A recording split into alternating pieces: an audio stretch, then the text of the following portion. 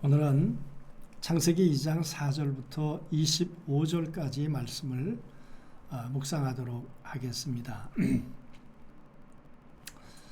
여러분, 오늘 이야기 가운데 나오는 이야기는 안식에 대한 이야기 나오고, 그 다음에 이제 등장하는 것이 선악과 얘기 아니겠습니까?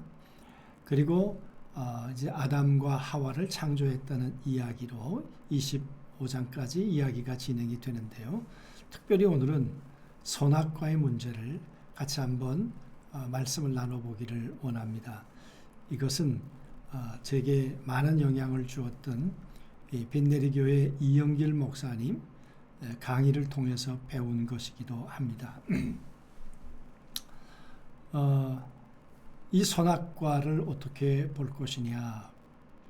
에덴 동산에 물이 풍부했고 4대 강이 흘렀고, 그리고 이 풍부함 속에서 부족함이 없었던 동산이 에덴 동산이었다는 거죠.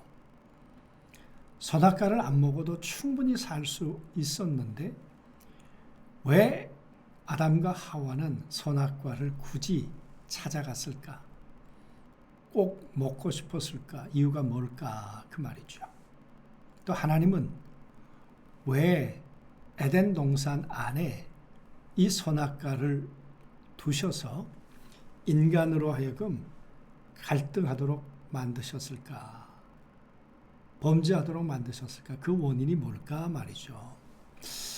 우리가 아는 이야기, 단순한 불순종이었을까?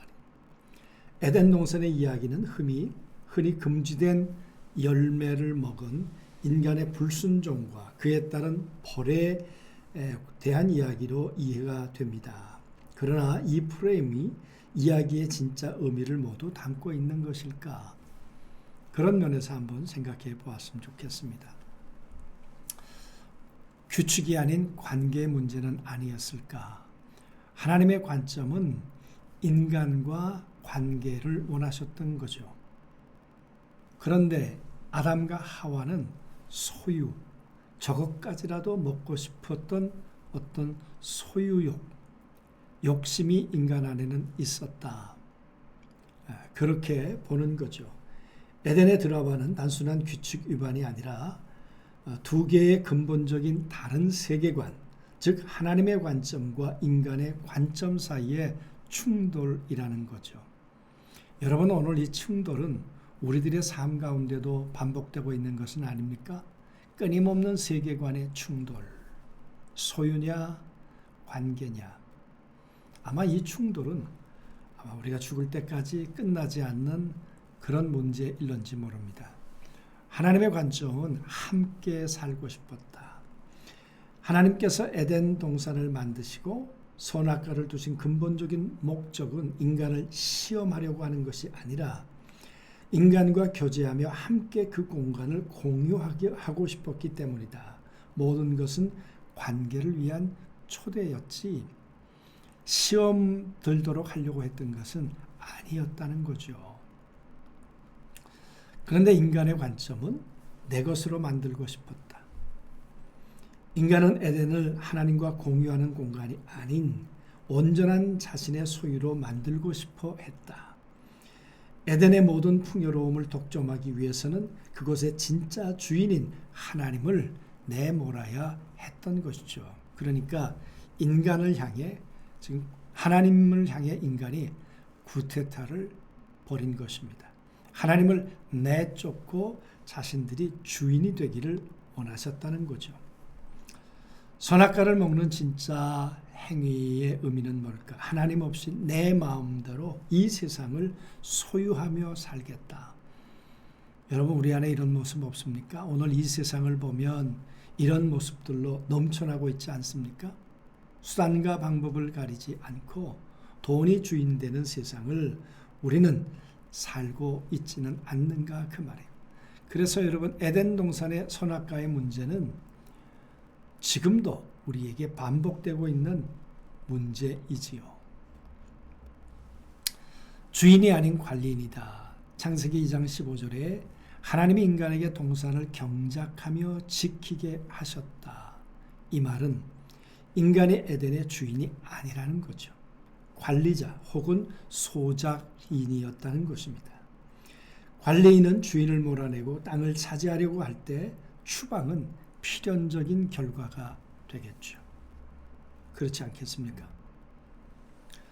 선악과는 유한한 자유의 상징이다. 선악과는 인간에게 무한한 자유가 주어지지 않았음을 상기시키는 경계선이었다. 진정한 신앙이란 하나님만큼 제한을 받고 사는 것에 동의하는 것이다. 하나님 없는 무한한 자유를 추구한 결과는 해방이 아닌 하나님의 보호 밖으로 추방되는 것이다. 여러분, 오늘 우리는 어떻습니까? 하나님만큼 제한받으며 살려고 하십니까? 하나님을 죽이고 내 마음대로 살려고 하는 것입니까? 그러다가 에덴 밖으로 쫓겨나는 상황이 오늘 우리의 상황은 아니냐 그 말이에요. 여러분, 이 이야기는 누구를 위한 것일까요? 바벨론 포로 시기에 이것을 기록해서 들려주는 이유는 뭐겠습니까? 왜 너희가 이 절망적인 상황을 현실로 살아가게 되었는가?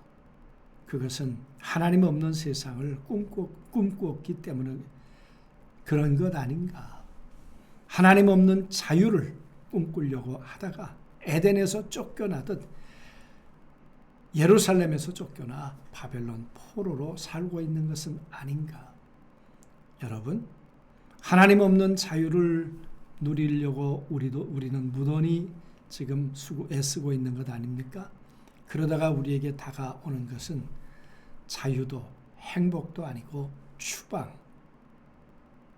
여러분, 그것이 우리의 현실은 아닐까요, 여러분? 바벨론의 선악과 포로민 앞에 두 가지의 갈림길이 있을 것입니다. 선악과를 먹는 길과 하나님의 금령을 지키고 살아가는 것.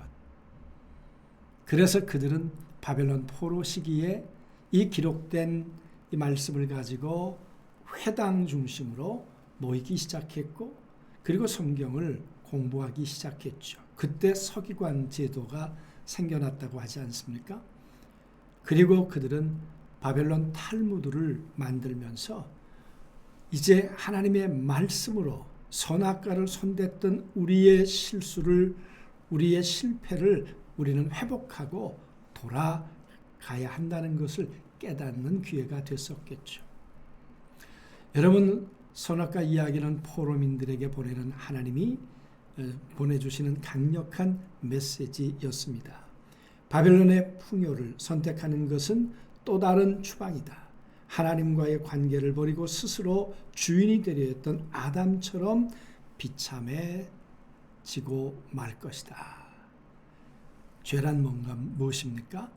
하나님을 믿는다고 하면서도 하나님과는 아무런 관계 없이 오직 세상의 복만을 탐내며 살아가는 태도.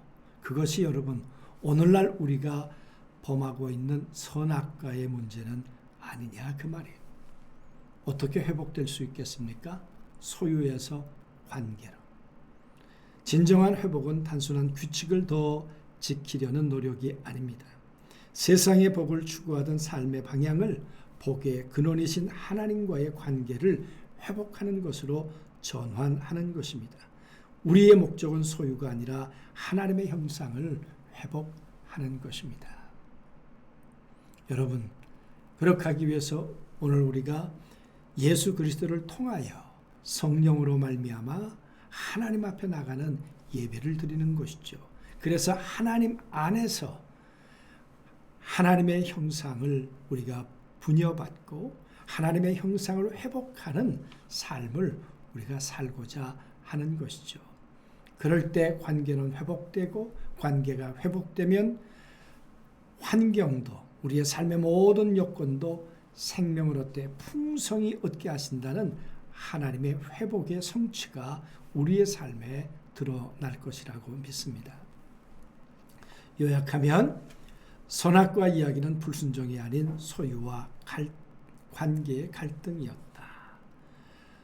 진짜 의미는 하나님의 주권을 부정하고 스스로 세상의 주인이 되려고 하는 쿠데타였다. 죄의 본질은 규칙 위반이라기보다는 하나님과의 단절된 관계 그 자체이다. 여러분, 오늘 말씀을 통해서 오늘 우리는 어떤 모습으로 살아가고 있는가? 관계인가 소유인가? 하나님하고의 관계를 위해서 이 땅 가운데 보내주신 예수 그리스도, 그분을 통하여 하나님 앞에 오늘도 예배자로 나가고 선악과 손댄 것을 회개하고 주님의 말씀 앞에 우리가 살고자 하는가, 그 말이죠. 이 관계 회복이 인생의 성공이 되는 것입니다. 우리 같이 한번 기도하겠습니다. 전능하신 아버지 하나님, 오늘 하나님 앞에서 우리는 하나님과의 관계를 선택할 것인가, 아니면 소유를 욕망하며 살 것인가, 선악과를 손대며 살 것인가, 선악과를 내려놓고 하나님과 관계 속에 살 것인가, 하나님만큼 제한받으며 살 것인가, 하나님을 없이 하고 내 자유로 마음껏 살 것인가. 다시 한번 우리 자신들의 신앙을 돌아보고 하나님과 관계가 다시 회복되어지는 삶을 살아가도록 우리를 인도해 주옵소서. 오늘도 그렇게 함께 인도하실 주님을 믿사오며 예수 그리스도 이름으로 기도하옵나이다. 아멘.